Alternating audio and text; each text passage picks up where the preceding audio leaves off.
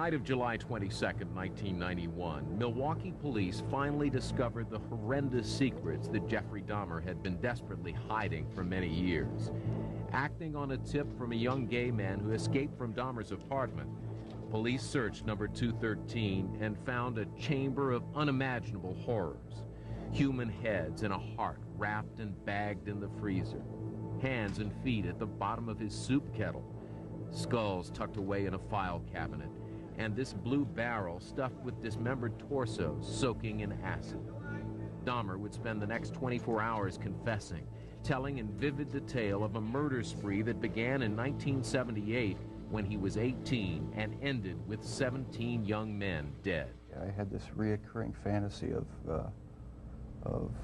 meeting a hitchhiker on the road and of taking him hostage and doing what I wanted with him. And I never in my wildest nightmares thought that it would become a reality. Why would Dahmer have, as he put it, created his own Holocaust? How did he become so filled with evil?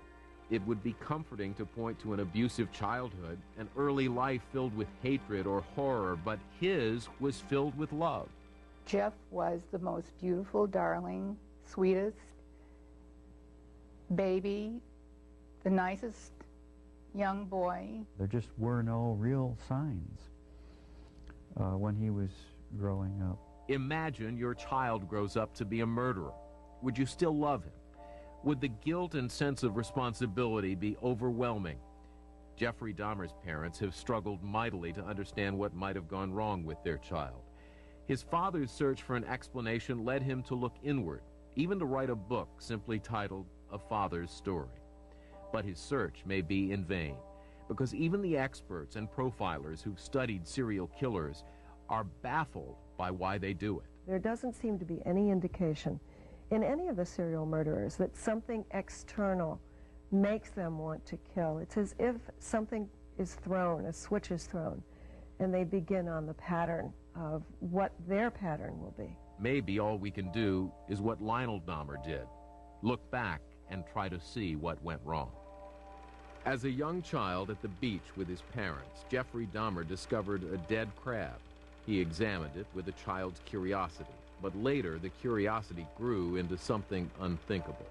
All I know is that I wanted to see what the insides of these animals looked like. There may have been some violence involved, some underlying subconscious feelings of violence. It was a compulsion, became a compulsion. Jeffrey Dahmer got bigger, and so did his compulsion to look at the insides of living things. He began to kill them, satisfying powerful urges that he didn't understand.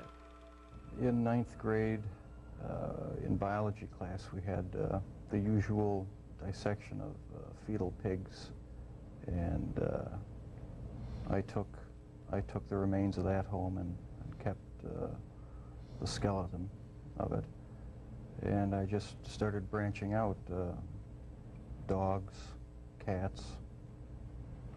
I suppose it could have turned into a normal hobby like taxidermy, but it didn't. It veered off into this. More and more, Dahmer killed animals in the woods behind his house. He knew it was wrong, but he couldn't stop. Then, at 14 or 15, it got worse. I don't know, it became a compulsion, and it switched from animals to humans. I still don't understand it. I don't know why. If your fantasy life as a teenager includes killing, who do you tell? From about 15 years on up, a great deal of my thoughts were basically unshareable with anyone. So I just closed myself off and just put on a mask of normalcy. As Jeffrey Dahmer entered adolescence, his secrets multiplied. He began to feel attracted to other young men. It was not an issue he could talk to his father about, but Jeffrey knew he was gay. Started having obsessive thoughts of violence, intermingled with sex. And it just got worse and worse. I didn't know how to tell anyone about it, so I didn't. And just as Jeffrey was becoming aware of his internal violent sexual urges, his external life began to unravel. His parents' marriage, which had been rocky throughout his childhood, finally ended. He found himself alone more and more. And then one night, while his mother was away on a trip and his father newly moved into a motel down the street, a fantasy Jeffrey had been having for years came true, and the killing began. I was 18 years old, driving home. I saw this hitchhiker about a mile from my house, and he caught my eye. I drove past him, thought to myself, should I stop and pick him up, or should I just keep on going? I wish I just kept on going, but I didn't. I turned around, picked him up, and that's when the nightmare became a reality. It just seemed so bizarre to me that this obsession that I had been thinking about and wanting, just all the parts are there, and they make it possible to make it happen. Just at the time when it could happen, when there's nobody at the house for 2 weeks. After the first time he murdered, Dahmer says that he tried to get control of himself, and for 6 years he did not kill again. In 1984, he found himself living in Milwaukee, frequenting gay bars, when the violent sexual urges overcame him again. I met this guy at one of the bars, downtown Milwaukee bars. We went back to the hotel, just planning on getting drunk. I had put some sleeping pills in his drink to render him unconscious, and was just going to spend the night with him. When I woke up in the morning, my forearms were bruised, and his chest was bruised, and blood was coming out of his mouth. He was hanging over the side of the bed. This type of behavior and the urge that develops, it's triggered. It doesn't go in cycles. It may be a place that he's in that reminds him of something. It may be something that he hears. It may be a certain season. It may just be a color.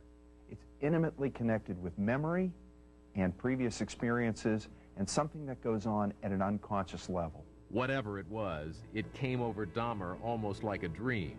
I have no memory of beating him to death, but I must have.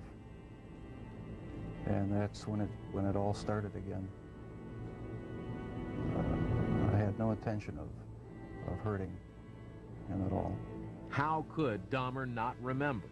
It's hard for a normal person to imagine, but Dr. Helen Morrison believes that the brain functioning of serial murderers is unique.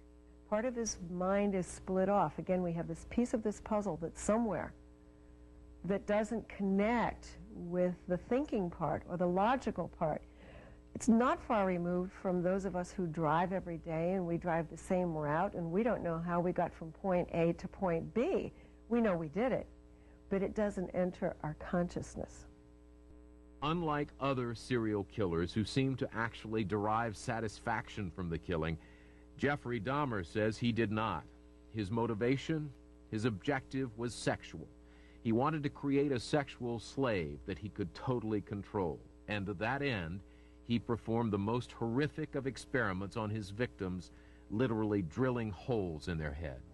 I tried to create living zombies with muriatic acid in the drill, but it never worked. No, the killing wasn't the objective. I just wanted to have the person under my complete control to do with as I wanted. Dr. Helen Morrison, who profiles these men, says part of the reason is because serial killers like Dahmer literally feel things differently than a normal person. To the serial murderer, it's very similar to the young child who may pull the legs off of a daddy long legs or a fly to see what happens. There is no humanity there. It's just, oh, this is a very interesting thing. They do things to individuals that they've never experienced themselves. They want to see pain, or they want to see fear, or they want to see agony. And with Dahmer, that experimenting included what had to be the most shocking part of this case. He sometimes ate his victims. An idea abhorrent to anyone with even vaguely human sensibilities. And yet, here again, Dr. Morrison says that, in fact, Dahmer's behavior makes a peculiar kind of psychological sense. Jeffrey Dahmer was not the only individual who was a cannibal or bit his victims or used teeth as a weapon.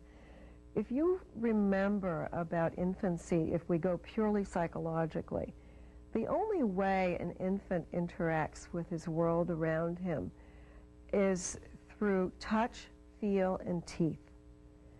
And this is a way that babies explore their world with their mouths. That's what they use. That's how they relate to the world. And what is evident in all of the serial murderers is this trait of very oral or mouthing or biting or eating, ingesting, which is highly infantile, but it seems to be a way in which they can be with their victim. It made me feel like they were a permanent part of me. Besides the just mere curiosity of what it would be like, it made them feel that they were a part of me, and it gave me a sexual satisfaction to do that. By the late 80s, Dahmer had spiraled completely into a free fall of killing. A serial killer was on the loose in Milwaukee, but why wasn't anyone noticing? Serial killer profiler Robert Ressler says it was easy for Dahmer to hide. He was fairly good looking and very shy. And I think I've often said that in any college group, you could put him right in the middle of a college group, and probably you would look at him as a decent young man. And that was Dahmer's most powerful weapon in luring his victims into his world. 17 in total. They had several traits in common. They were all men, all young, mostly minorities, and almost all were gay. Starting in 1984, one by one, these men disappeared. But nobody in Milwaukee had any idea that a serial killer was on the loose.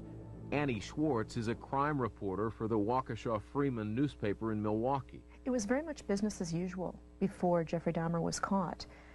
Because of the nature of the victims, the kinds of people that he chose, they were people that for the most part weren't missed by their families. They were often people who were tossed aside by their families because they were gay or they had had problems with the police. He chose his victims very carefully. He chose people that wouldn't be missed. If families were not missing the victims, Jeffrey Dahmer's family was missing clues that something was terribly wrong. There were close calls, like this one with his father, Lionel. I had a box in my bedroom closet, and it contained the mummified head and genitals of a young man I met in one of the bars down in Milwaukee. And it was a locked metal box. My dad one week came to visit and happened to see it, and he was wondering what was in it. He didn't know. Nobody knew. I told him it was pornography, some magazines. And he wasn't satisfied with that answer. We got into a bit of an argument because I wouldn't open it up. He took the locked box down to the basement and was about to smash it open. But I came back in the house, we reconciled. The reconciliation with his father would mean the lies would go on and that Jeffrey Dahmer would continue to hunt down victims in the gay bars of Milwaukee and kill them. But in a city with a relatively low crime rate, why were the police not connecting the murders? Dahmer's seeming normality helped him hide his reign of terror.